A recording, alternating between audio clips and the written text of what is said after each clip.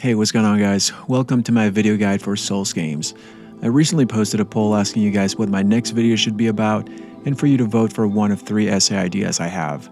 As expected, Ghost of Tsushima won out because most of my subs come from my Ghost content, which is most of the videos on my channel. I promise you I'm going to make that video, but I just had this spontaneous urge to make a Souls guide, which was not one of the options. Recently, my friend picked Elden Ring back up after not really getting into it the first time around.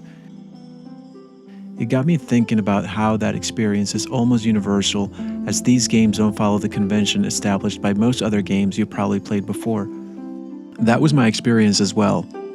I bought Bloodborne on very strong recommendations from friends, but when I started it, it quickly became evident that there was something very different going on there. I could not make it past the very first enemy, which is the werewolf in Yusefka's clinic, and after 20 minutes or so I just gave up. Later, I came back and decided to run past it, but I didn't make it very far that time either because I couldn't figure out where to go and I kept getting mobbed. I then uninstalled the game and didn't try again for a while. In Bloodborne, you start without a weapon, and if you don't know these games, it's rather difficult to wrap your mind around one of their core mechanics due to how alien it is, but what's happening is that they actually want you to die right away. It's imperative that you desensitize yourself to it and humbly embrace the concept of trial and error. You need to rid yourself of any notion that winning in these games is synonymous with not dying. Sekiro was my second Souls game, and in it you also start without a weapon. I was very stoked to try this one because I loved Ghost of Tsushima, so I thought I'd get into it right away since it's a similar setting, right? Wrong. Sekiro doesn't have an immediate wall like Bloodborne does, and you can actually play a few minutes without fighting enemies while you're unarmed, using stealth to bypass them. You can listen to their conversations and get some information about what's happening around you as well. After meeting Kuro, I was given my weapon and set out to explore the world, but I didn't make it very far past that first area. Right outside Kuro's holding cell, you encounter the first mini-boss whose purpose it is to teach you about posture breaking and multiple HP bars. He relentlessly beat every ounce of impetus out of me. I was deflated, yet again. This time, I didn't even try once more. I just uninstalled it right after.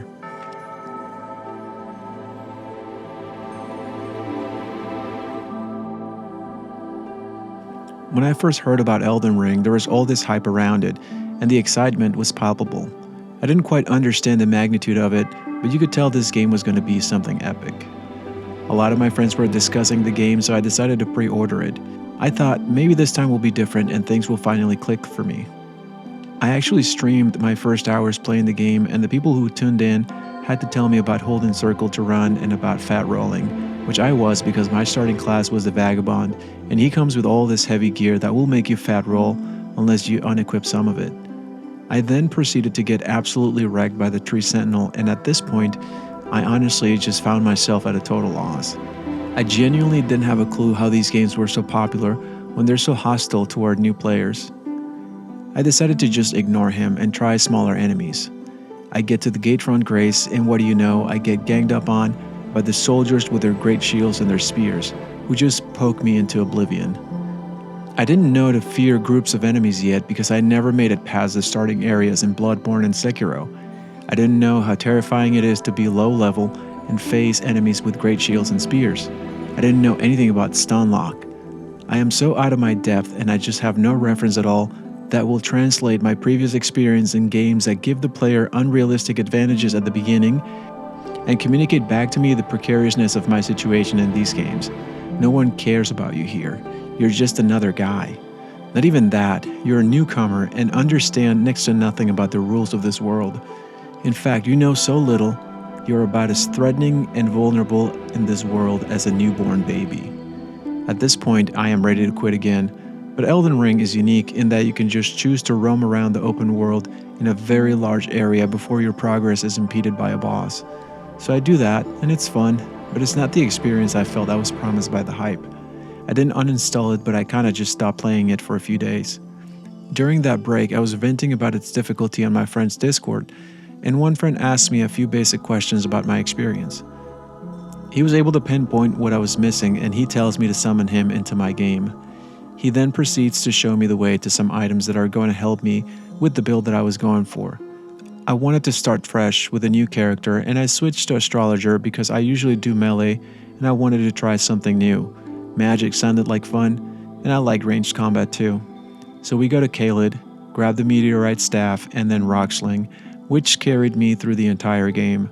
He explained a few core mechanics to me, which was enough to set me on a path of discovery without spoiling the magic of a first Souls playthrough. He actually helped me with a lot of the tougher bosses, and I have a lot of fun memories of that first playthrough because of him and other friends who spent hours exploring the world with me and helping me with some of the hardest bosses. So that's where the idea for this video comes from. I want to play the same role my friend played for me and explain to you would-be Elden Lords the core mechanics of these games so that you can also enjoy them as much as I have. So, allow me to welcome you and tell you that in this community you will join the ranks of countless others who have fallen in love with these games because they are experiences that leave a mark. One of an epic journey you'll find yourself reminiscing about when you hear others talking about their own. I know there's a lot of really good guides out there, and my goal with this one is that whoever stumbles upon it finds it helpful. I want it to be as simple and accessible as possible. There's a specific guide I really like, which I'm using as a reference point. I want this guide to either expand on certain mechanics or go over ones that it doesn't mention. The guide itself is made by VatiVidya, one of the most well-known Souls content creators, and I'm going to link it in the description because I highly recommend you to watch it if you haven't already. Hopefully, this guide will be a useful resource for many newcomers where you can get enough info to better navigate the path ahead of you. I think one of the more obvious design choices in these games is interconnectivity. Even if we play solo, a huge component of the experience is the community. The first time you play one of these games, you might see shadows of other players in their own world. Or you might interact with a bloodstain revealing someone else's death. Scattered around the world are messages other players have left to warn you about a trap, tell you about a secret, or just to amuse you. It brings this playful element to the experience, which can offer some needed levity at times. We also rely on each other to unravel mysteries and puzzles of gameplay and lore, to lend a helping hand directly or indirectly. We've got a lot of ground to cover, so let's get started. As I mentioned in the intro, the first thing you have to learn in these games is getting comfortable with dying, because you will be dying a lot, and if you reject that notion, you will quit these games early like I did and miss out on some of the best gameplay experiences ever created. The idea, I think, is that people are used to games that give the player unrealistic odds from the outset, but if you up the difficulty and set the odds against the players, there is room for a more meaningful experience, one of honed skill and mastery. It also teaches you an age-old lesson, which is that anything worth having has a cost attached to it. The greater the cost, the higher the value. We don't value things the same way if they're just handed to us. The things we struggle to get and feel earned are the ones we value the most, because they remind us of what we are capable of, and self-actualization is rewarding in nature. I guess that last part is more philosophical, so let's bring it back to the mechanics. One big difference from most other games is that they don't hold your hand at all. In most cases, the player character is thrown into the world, and as such, your lack of knowledge and confusion about it is supposed to mirror theirs. It's intentional that you don't know much and aren't given much to start with. You're meant to do your own digging. You can go through the entire game not knowing the events around you, but if you look for it, there's an unbelievable wealth of information about the world that you can find all around you, making it come alive. There's always a hub in these games which acts as your base, and while you're there, you're mostly safe from harm. It behooves you to stop by as soon as possible. It's where you meet your allies, the NPCs that help you level up, upgrade your weapons, and give you lore or information telling you where to go next. In Bloodborne, you actually need to go there first to get access to your weapons. And Bloodborne is unique in that there's another counterintuitive mechanic. In order to level up for the first time, you have to have seen a boss, which will give you 1 point of insight, and upon returning to the hub, that will wake up the character who helps you level up. You don't have to beat any bosses, just see one and either quit out or die and then go to the hub. When you kill enemies, you accumulate a currency that you can use to level up and partially to upgrade weapons. There's also corpse running, which is a mechanic in which you'll drop your currency when you die and have to reach the spot where you dropped it, but without dying again. If you die before retrieving it, you lose the currency. Checkpoints can be referred to as bonfires or sites of grace, and they're usually a place to replenish resources. If you die, you'll respawn at the last checkpoint you interacted with. Most of these games have a co-op element in which you can invite 1 or 2 friends into your world. It usually involves this mini ritual, which you need some items for.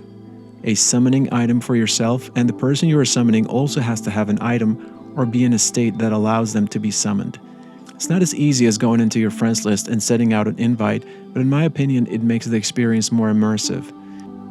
You are usually bound to a specific area, and if you want to go beyond it, you are required to have your guests leave, then you cross the boundary and resummon from the other side. You also have to have the area boss alive in order to summon, and can no longer do so after the boss is dead. Invasions are the PvP element in these games, which means other players can invade your world and kill you. In games prior to Elden Ring, you are open to invasions anytime you're playing online, which can happen solo or when in co-op. You can choose to play offline to not get invaded, but then you also won't see bloodstains or messages from other players to warn you or point you to a secret nearby. There are also NPC invasions, which are scripted events and can't be avoided even if you go offline. In Dark Souls games, there are covenants you can join, and you can be summoned to defend an area or a player getting invaded. To me, it gives those games an added dimension in which gameplay and lore synchronizes further. In Elden Ring, you can no longer be invaded solo. You can only be invaded when you've summoned someone into your world.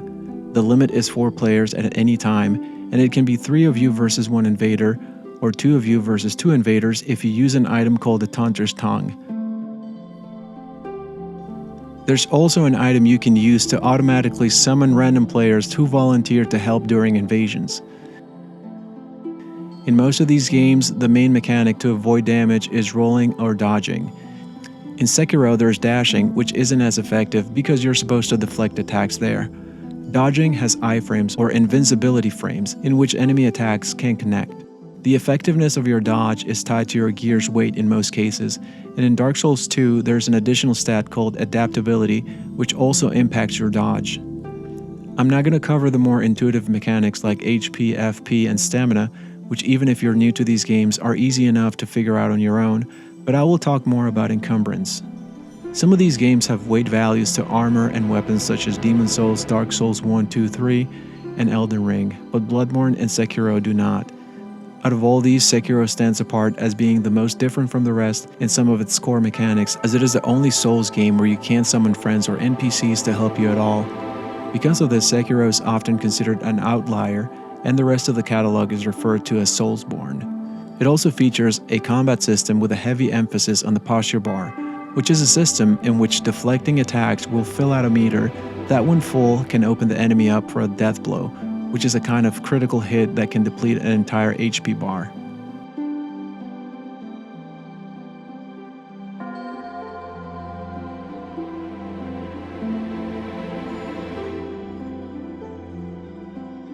There are multiple states of encumbrance, and they have an impact on your dodge.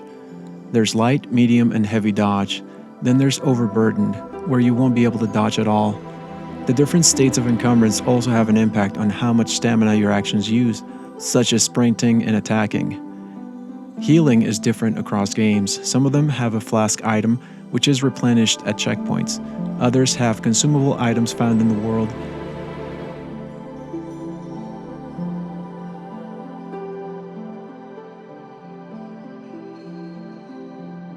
And Dark Souls 2 is the only one that has both systems.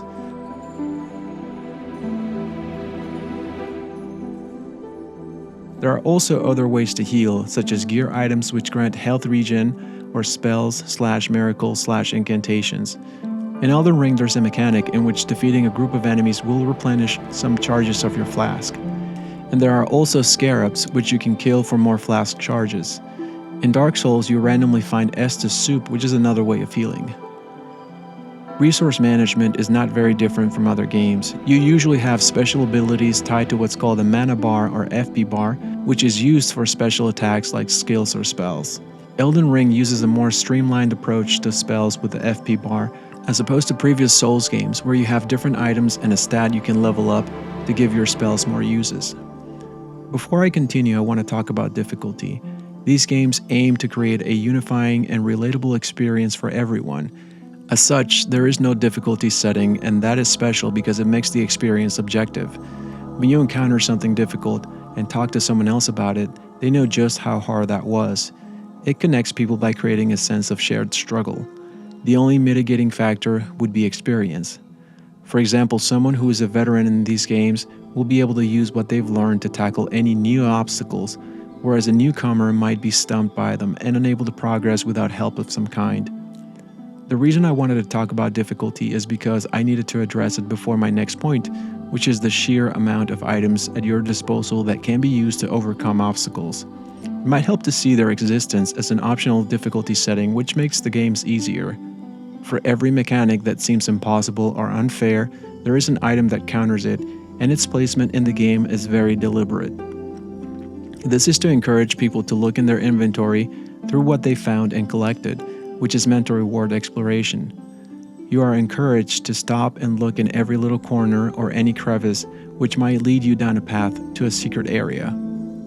The games ask you to take your time and be present, to enjoy the world and not rush past it. I would even take that a step further by saying that these games are designed to punish you for rushing through them.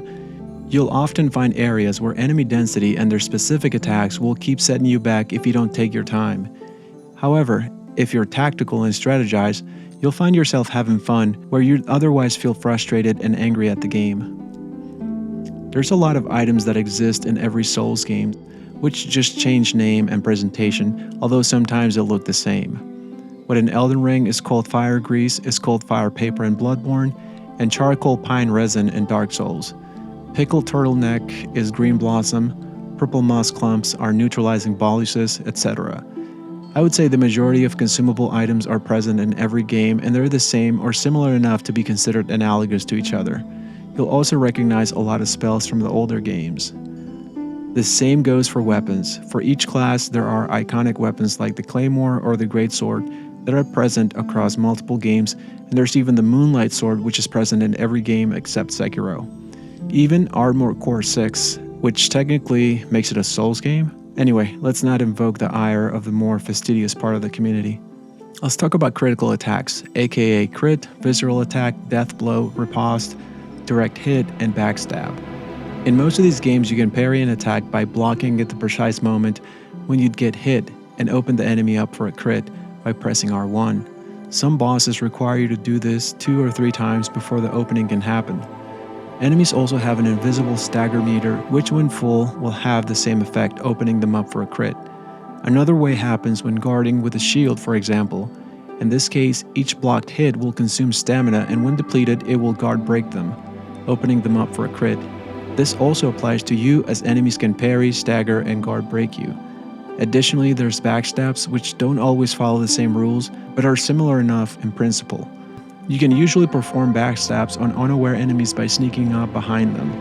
In Bloodborne, this is not enough, as you have to do a charged R2 first, and then you can do a backstab with an R1. You can also backstab enemies mid-combat with some good positioning, but they usually turn too fast or have a counter for it, so it requires some skill. Each of these games has an audio cue to indicate a successful opening for a crit, and they're all very satisfying to hear once you get the hang of it.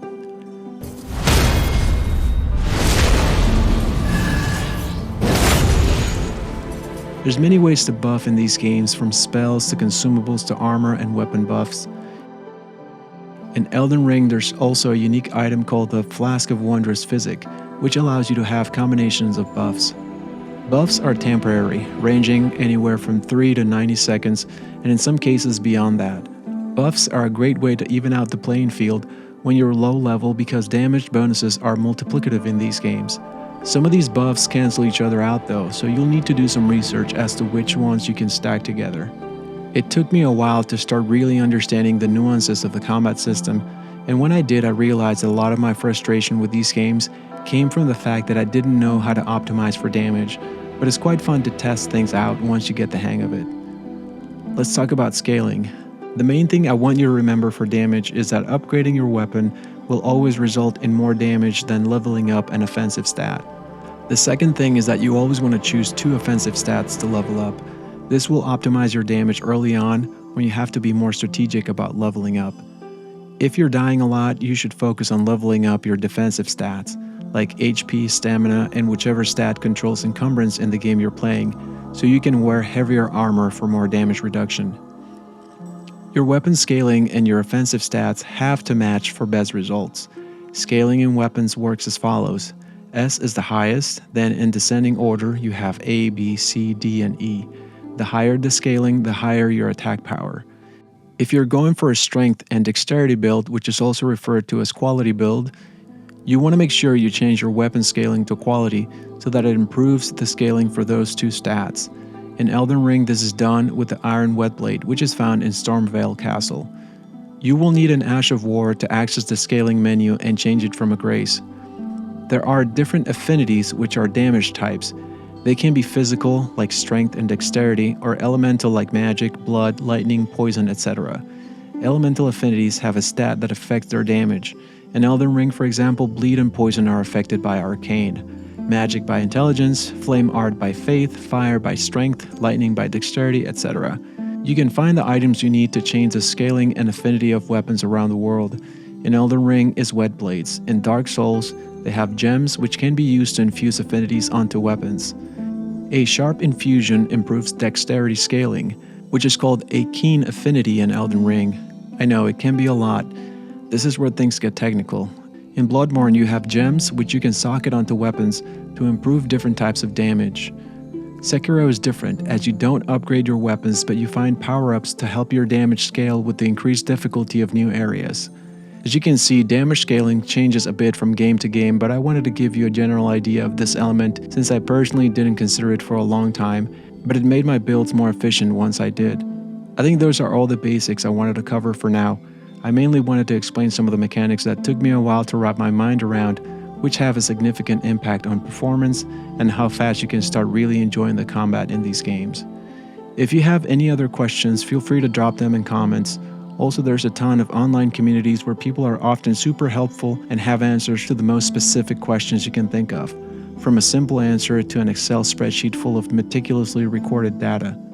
Before I go, I should mention that these games can feel like they don't allow for much experimentation when it comes to upgrade materials, access to some of the best weapons or items with an RNG factor attached to them. If you ever feel like you just want to get your hands on a weapon to see if you like it, but don't want to wait until endgame or farming or finishing a long questline, definitely try asking on a place like the Patches Emporium subreddit, where people will usually drop it for you in exchange for some karma, which is just a comment that improves their community standing.